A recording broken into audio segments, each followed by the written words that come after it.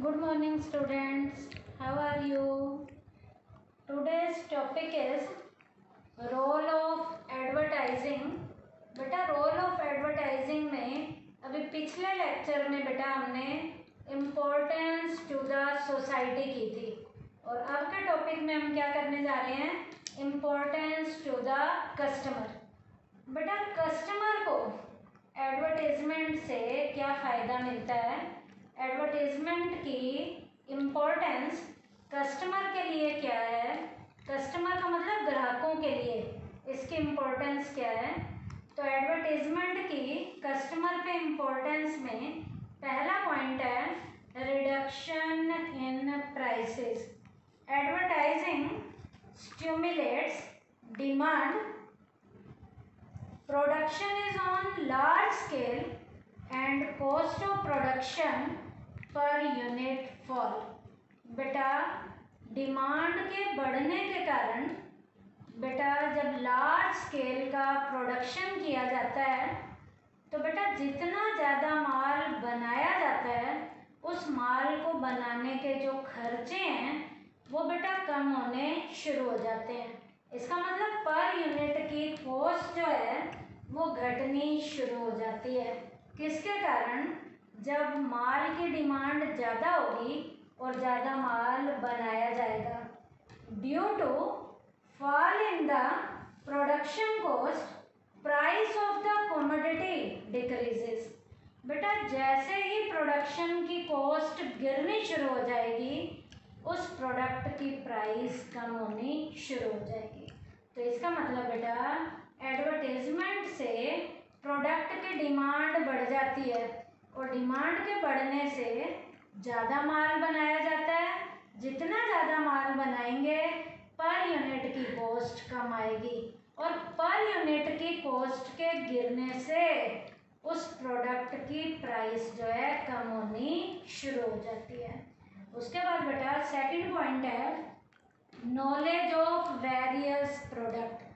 बेटा प्रोडक्शन जब ज़्यादा होता है और बेटा एडवर्टाइजिंग से जब हमें प्रोडक्ट की इंफॉर्मेशन मिलती है तो इसका मतलब जितने भी मार्केट में प्रोडक्ट आ रहे हैं एडवर्टाइजमेंट के जरिए प्रोडक्ट की इंफॉर्मेशन जो है कस्टमर तक बहुत बढ़िया तरीके से पहुंचाने का काम किया जाता है।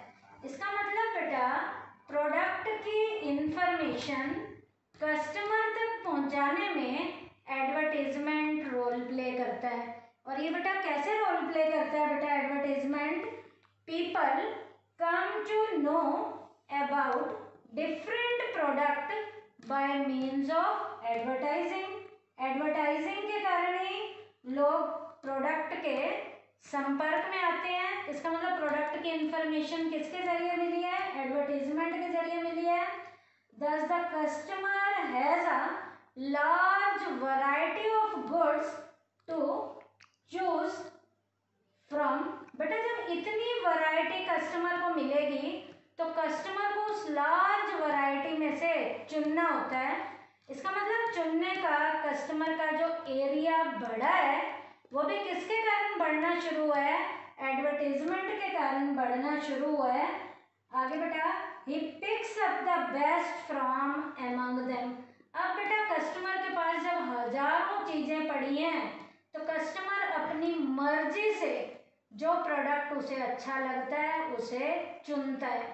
तो इसका मतलब हजारों प्रोडक्ट में से अपनी मर्जी का प्रोडक्ट कस्टमर को चुनने में भी एडवर्टाइजमेंट प्रॉपर तरीके से रोल प्ले करती है। उसके बाद है नो फियर ऑफ एक्सप्लॉयटेशन।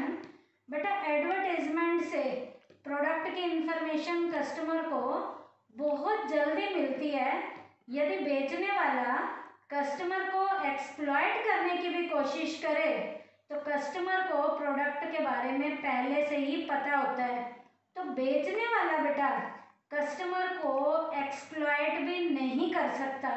किसके कारण, प्रॉपर एडवर्टाइजिंग के कारण। Advertising educates the people. बेटा विज्ञापन कस्टमर को शिक्षित करता है। They come to know all of the product before it reaches the seller. बेटा अभी प्रोडक्ट बेचने वाले के पास आता भी नहीं है, घर बैठे बिठाए कस्टमर को एडवर्टाइजमेंट से इंफॉर्मेशन मिल जाती है। इसका मतलब बिकने वाले को भी अभी प्रोडक्ट के बारे में इतना नहीं पता होता जितनी इंफॉर्मेशन बेटा एडवर्टाइजमेंट से कस्टमर तक आ जाती है। जब बेटा कस्टमर तक इंफॉर्मेशन आ गई, the seller can not exploit the customer. अब सेलर बेटा कस्टमर को एक्सप्लॉइट भी नहीं कर सकता। यदि बेचने वाला एक्सप्लॉइट करने की कोशिश भी करेगा तो कस्टमर एजुकेट हो चुका है, उसे प्रोडक्ट के बारे में पहले से ही पता चल चुका है, अब वो बेचने वाले की एक्सप्लॉइटेशन का शिकार भी नहीं होगा। तो कस्टमर अपने आप को बेचने वाले यदि उसे एक्सप्लॉइट करना चाहें तो भी बेटा एडवर्टाइजमेंट कस्टमर को एक्सप्लॉइट नहीं होने देता। तो ये भी बेटा इसका फ़ायदा था, जो कस्टमर को ये फ़ायदा किससे मिला है, प्रॉपर एडवर्टाइजिंग से मिला है। उसके बाद बेटा अगला पॉइंट है इम्प्रूव्ड क्वालिटी प्रोडक्ट। बेटा जिस प्रोडक्ट की भी ऐड आती है, बनाने वाला बेटा उसमें बहुत बढ़िया तरीके से बनाता है, कहीं ये ना हो बेटा एडवर्टीजमेंट में भी इतना पैसा खर्च करने के बाद कस्टमर को वो प्रोडक्ट घटिया लगे, तो बनाने वाला बेटा पहले से ही प्रोडक्ट को इतना बढ़िया बनाएगा कि एडवर्टीजमेंट से प्रोडक्ट बिकना शुरू हो जाए। तो ये बेटा एडवर्टाइजिंग प्रोडक्ट की क्वालिटी को भी इम्प्रूव करता है। कैसे इम्प्रूव करता है बेटा, व्हेन प्रोड्यूसर और seller advertises his product, his objective is to win the confidence of the customer। बेटा बनाने वाले का मेन पर्पज ही यही है कि वो जो प्रोडक्ट बनाए और मार्केट में जब वो प्रोडक्ट जाएगा तो वो प्रोडक्ट कस्टमर के कॉन्फिडेंस को बढ़ाने वाला हो, कस्टमर के कॉन्फिडेंस को इंक्रीज करने वाला हो। It is absolutely essential to improve the quality of the product if the confidence of the consumer is to be won, hence goods which are advertised are usually of good quality।